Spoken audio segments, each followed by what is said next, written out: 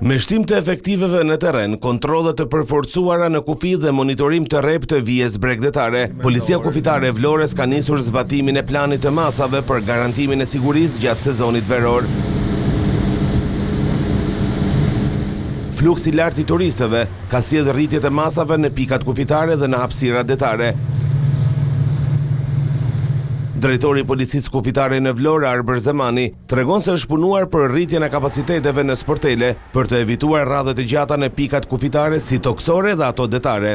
Drejtoria Vendore e Kufirit dhe Migracionit Vlorë i ka marrë të gjitha masat e nevojshme për të patur një sezon turistik sa më të sigurt dhe të qetë për të gjithë pushuesit. Këto masa janë marrë duke filluar nga pikat e kalimit kufitar, siç është porti i Vlorës, porti i Sarandës, pika e kalimit kufitar Qafbot, duke shtuar numrin e efektive në shërbim, duke shtuar numrin e gabinave për kontrollin e dokumentacionit, për të shmangur pritit e gjata dhe të panevojshme.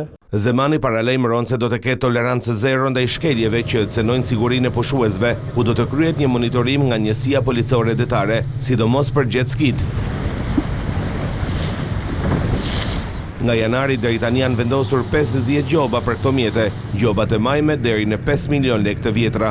Një element tjetër mjaft i rëndësishëm është monitorimi dhe kontrolli i vijes bregdetare, për të patur një sezon pa incidente të ndodhura në det.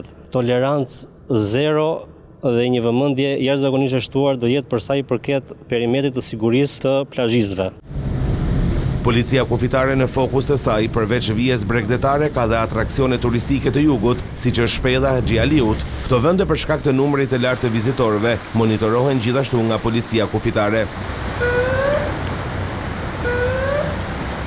Surprizë për këtë vit ka qenë porti Sarandës, i cili pa nisur mirë sezoni, është përballur me dyfishimin e turistëve krahasuar me vitin e kaluar. Në këtë port për shkak të fluksit do të instalohen një gate, sisteme teknologjike si ato të rinasit. Të paktën për portin e Sarandëve është dyfish numri i turistëve të ardhur gjatë këtij 5 mujori në krahasim me vitin e kaluar. Në portin e Sarandës deri më tani kanë bërë programim 30 kroçera për të ardhur, të cilët mbajnë numër mjaft të lartë të turistësh, nga 1500 deri në 4000-4500.